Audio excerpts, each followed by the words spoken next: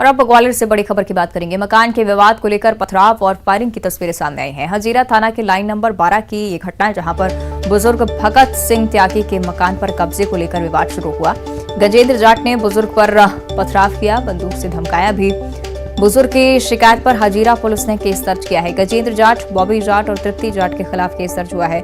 पथराव और धमकाने का वीडियो सामने आया। देखिए, हैरान कर देने वाला वीडियो। साफ तौर पर ये व्यक्ति पत्थर बरसाते हुए नजर आ रहे हैं।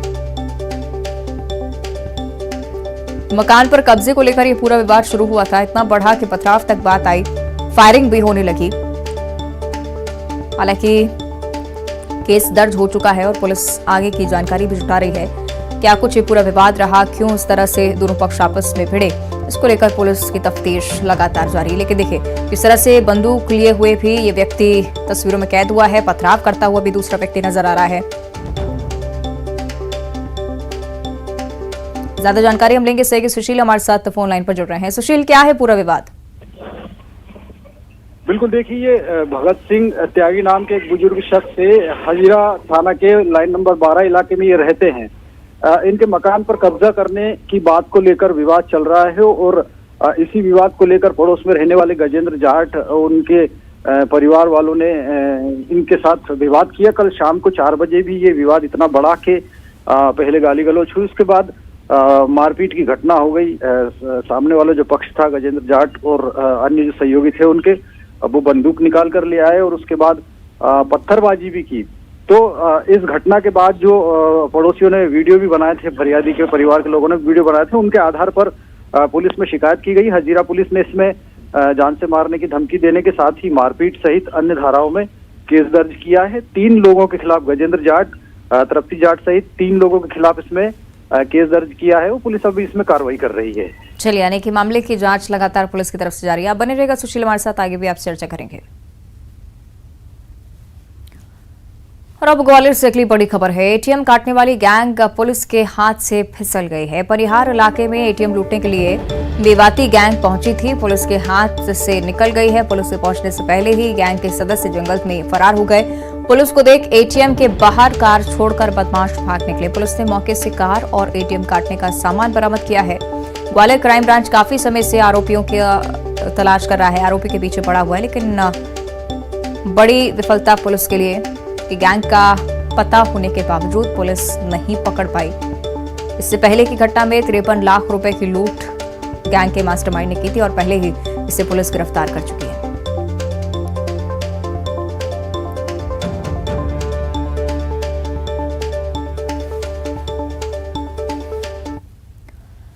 और अगली खबर भी ग्वालियर से ही, जहां सहायक जेल अधीक्षक के घर पर लोकायुक्त की छापामार कार्रवाई हुई है। मुरैना में तैनात सहायक जेल अधीक्षक हरिओम शर्मा के घर रेड हुई है, जहां पर लोकायुक्त ने आय से अधिक संपत्ति मामले में दबिश दी। संपत्ति के दस्तावेज खंगाले में लोकायुक्त की टीम जुटी हुई। गोली का मंदिर स्थित कृष्णा नगर इलाके में कार्रवाई चल रही है। सहयोगी सुशील से हम ज्यादा जानकारी लेंगे। सुशील, क्या जानकारी कार्रवाई को लेकर? जेल में तैनात हरिओम शर्मा नाम के ये अधिकारी है, सहायक जेल अधीक्षक बताए जा रहे हैं और ग्वालियर में इनका मकान है। यहीं पर ग्वालियर के गोले का मंदिर थाना क्षेत्र के कृष्णानगर इलाके में इनका जो फ्लैट है, इसी फ्लैट में अल सुबह यहाँ लोकायुक्त की टीम ने रेड की है। दरअसल इनके खिलाफ आय से अधिक संपत्ति होने की शिकायत मिली थी और उसके बाद इस शिकायत की लोकायुक्त ने जांच की थी और जांच में लोकायुक्त ने ये पाया था कि इनके पास जो संपत्ति है वो इनकी आय से अधिक है, यानी इनकी नौकरी से कमाई संपत्ति से ज्यादा है। इसी के बाद लोकायुक्त ने पहले इनके खिलाफ आय से अधिक संपत्ति का केस रजिस्टर्ड किया और उसके बाद आज जो है बाकायदा विधिवत वारंट के साथ आज अल सुबह रेड की है। लोकायुक्त की 1 दर्जन से ज्यादा लोगों की टीम फ्लैट के अंदर जो हरिओम शर्मा है अधिकारी, उनके जो दस्तावेज है संपत्ति के, साथ ही उनके घर में जो कीमती आभूषण वगैरह है, सामान है, उनका सर्वे कर रही है और उसके बाद दोपहर तक ये स्थिति साफ हो पाएगी कि आखिरकार इनके पास कितनी आय से अधिक संपत्ति है। तो एक बड़ी कार्रवाई है लोकायुक्त की। ठीक है, शुक्रिया आपका सुशील जानकारी के लिए।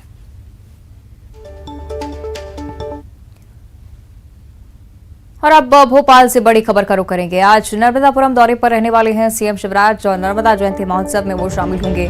गौरव दिवस कार्यक्रम का भी आयोजन आज किया जा रहा है। उज्जैन भी आज सीएम शिवराज जाएंगे। अपने गृह ग्राम जैत भी मुख्यमंत्री पहुंचेंगे, वहां पर भी कई सारे खास आयोजन होने जा रहे हैं।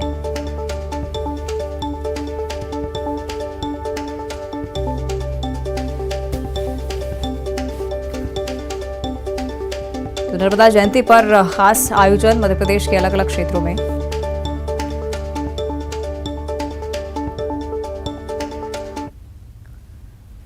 तो आज नर्मदा जयंती है और भक्तों की आस्था का सैलाब नर्मदा के तटों पर उमड़ रहा है। नरसिंहपुर में मां नर्मदा के घाटों पर लगातार भक्तों की भीड़ उमड़ रही है। नरसिंहपुर में मां नर्मदा के तट पर कई किलोमीटर दूर से भक्त पदयात्रा कर चूनर चढ़ाने के लिए पहुंच रहे हैं। भजन मंडलियां, टोलियां भी मां नर्मदा का गुणगान करती हुई नजर आ रही हैं। कहा तो ये जाता है मातेश्वरी नर्मदा के बारे में है तो जल रूप, लेकिन उनको शास्त्रों में अग्नि स्वरूप माना गया है। तो वो तो देवादिदेव महादेव की पुत्री हैं और शक्ति और साधना का मुख्य केंद्र हैं मातेश्वरी नर्मदा। तो उनके तट के ऊपर किए जाने वाले, इसलिए उनकी परिक्रमा का भी महत्व है।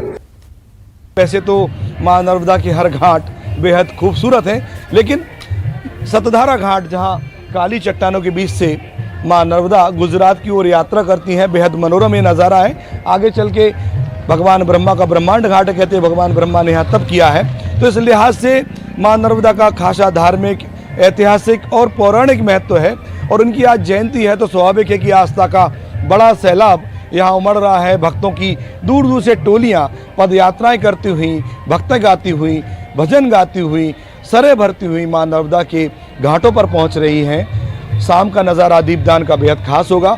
लहलहाते हुए ध्वज बता रहे हैं कि मां नर्मदा हमारे लिए जीवन दायिनी के साथ साथ आस्था का बड़ा प्रतीक है।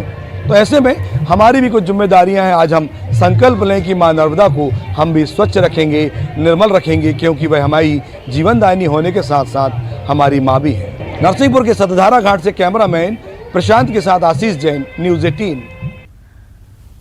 तो नर्मदा जयंती के इस खास अवसर पर दो अलग अलग जिलों का दौरा हम आपको कराएंगे। हमारे साथ नर्मदापुरम से शैलेंद्र कौरव लाइव जुड़ रहे हैं, साथ में कृष्णा साहू जो कि मंडला से हमारे साथ लाइव जुड़े हुए हैं। शैलेंद्र, सबसे पहले आपका मैं रुख करना चाहूंगी, क्योंकि जो चांदनी नर्मदापुरम के घाटों पर आज नजर आती है, जिस भक्ति भाव के साथ लोग आज यहाँ पर पहुंचते हैं, उसकी झलक हम देखना चाहेंगे। शैलेंद्र।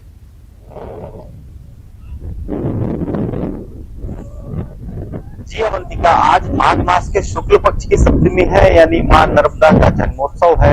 और मां नर्मदा एकमात्र जल राशि है जिनकी परिक्रमा की जाती है, जिनका पुराण है और जिनके दर्शन मात्र से ही प्राणियों का मोक्ष हो जाता है, ऐसी पौराणिक मान्यता है।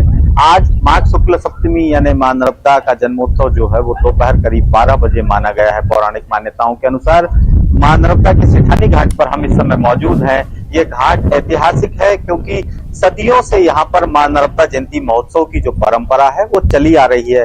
आज नर्मदापुरम का गौरव दिवस भी है, पहला गौरव दिवस है, क्योंकि बीते साल सीएम शिवराज सिंह चौहान ने यहाँ का नाम बदलने की घोषणा की थी, जिसके बाद नर्मदापुरम हुआ है। और आप मेरे पीछे देखेंगे, ये जो मंच दिख रहा है अवंतिका, यहाँ पर दोपहर 12 बजे मां नर्मदा का जन्मोत्सव मनाया जाएगा। दोपहर में नगर के तमाम जो श्रद्धालु हैं वो यहाँ पर एकत्रित होंगे और मां नर्मदा का विधिवत पूजन अर्चन कर अभिषेक करेंगे। दूसरा जो सबसे बड़ा आकर्षण नर्मदा जयंती का होता है वो इस समय आप देखेंगे, ये जो जल मंच दिख रहा है अवंतिका, यहाँ पर शाम करीब 5:10 पे सीएम शिवराज सिंह चौहान पहुंचेंगे और मां नर्मदा का अभिषेक करेंगे। सीएम जब भी नर्मदा जयंती का अवसर आया है तब तक मां नर्मदा के किनारे पर पहुंचे हैं और मां नर्मदा की पूजा अर्चना कर सीएम ने प्रदेश की खुशहाली की कामना की है। और उनमें से अधिकांश बार सीएम नर्मदापुरम में ही मां नर्मदा का जन्मोत्सव मनाते हैं, उनकी पूजा अर्चना करते हैं। आज सीएम 5:10 पे पहुंचेंगे और 8 बजे तक यहाँ रहने वाले हैं। इस दौरान सीएम विकास कार्यों की सौगात भी प्रदेश को और जिले को देंगे। जिले को खासतौर पर एक ओवरब्रिज है जो जहां से नागपुर हाईवे से जोड़ता है, दूसरा जो तबाह का 4 लेन ब्रिज है उसकी सौगात मिलने वाली है। यहाँ बिल्कुल तस्वीरों का भी इंतजार जब सीएम शिवराज सिंह चौहान यहाँ पर पहुंचे। मंडला की ओर हम रुख करेंगे जहां पर कृष्णा हमारे साथ जुड़े हुए हैं। कृष्णा, लगातार हम तस्वीरें देख रहे हैं किस तरह से भक्त यहाँ पर आस्था की डुबकी लगाने के लिए नर्मदापुरम माफ कीजिएगा नर्मदा के तटों पर पहुंच रहे हैं। फिलहाल क्या कुछ स्थिति है, क्या कुछ खास आयोजन भी जिस दौरान राजनीतिक हस्तियां भी यहाँ पर पहुंच सकती हैं?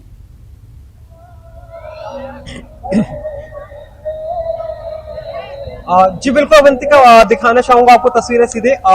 जो तस्वीरें हैं सुबह के समय हमने आपको जो तस्वीरें दिखाई थी, घने कोहरे के बीच में बड़ी संख्या में श्रद्धालु पहुंचे थे और आस्था की डुबकी लगा रहे थे।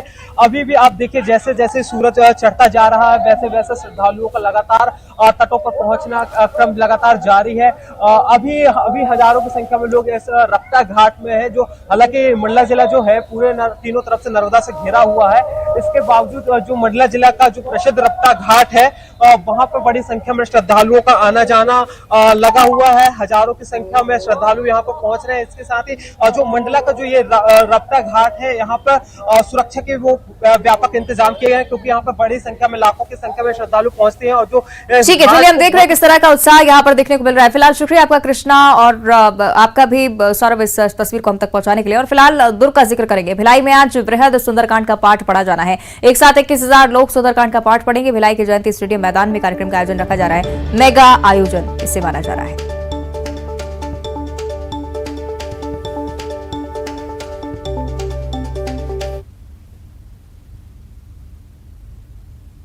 कल्याणार्थ सामूहिक सुंदरकांड पाठ का,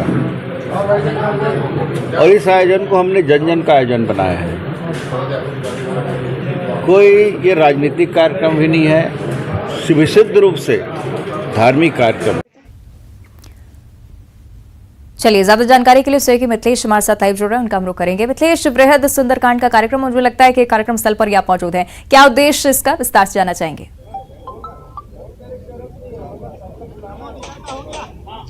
देखिए, उद्देश्य सीधा साफ है कि सभी का कल्याण हो, सभी सुखी से रहें, और यही वजह है कि आज ये पहली बार भिलाई की धरती पर यह आयोजन होने जा रहा है। काफी विशाल रूप से आयोजन होने जा रहा है, जहां पर 21,000 लोग एक साथ बैठकर सामूहिक सुंदरकांड का पाठ करेंगे। मैं जिस जगह में खड़ा हूं यह जयंती स्टेडियम का स्थल है, जहां आपको दिखाना चाहूंगा कि देखिए दूर दूर से यहाँ पे जो आएंगे वो किस तरह से सुंदर पाठ में, यहाँ पर सुंदरकांड के पाठ में शामिल होंगे। ये देख सकते हैं कि किस तरह से तैयारियां की जा रही है। 2,000 स्वयं सेवक यहाँ लगाए गए हैं। 21,000 लोग एक साथ बैठकर सुंदरकांड का पाठ करेंगे, और साथ ही यहां प्रसाद का वितरण भी होगा। हमारे साथ में दुर्ग सांसद विजय बघेल, उनसे बातचीत करेंगे किस तरह का उद्देश्य और क्या किस तरह की तैयारी है। सबसे पहले तो मैं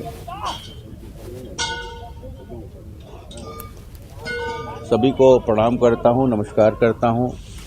जय श्री राम, जय हनुमते नमः। और आप सबसे निवेदन करता हूं कि आप सब इस भव्य कार्यक्रम में पधारे।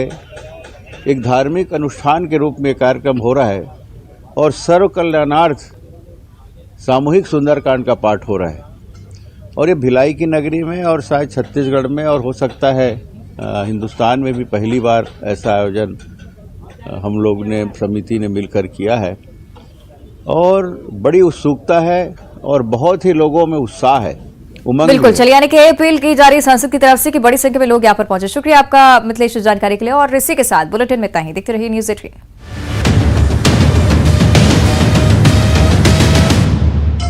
हर धर्म युद्ध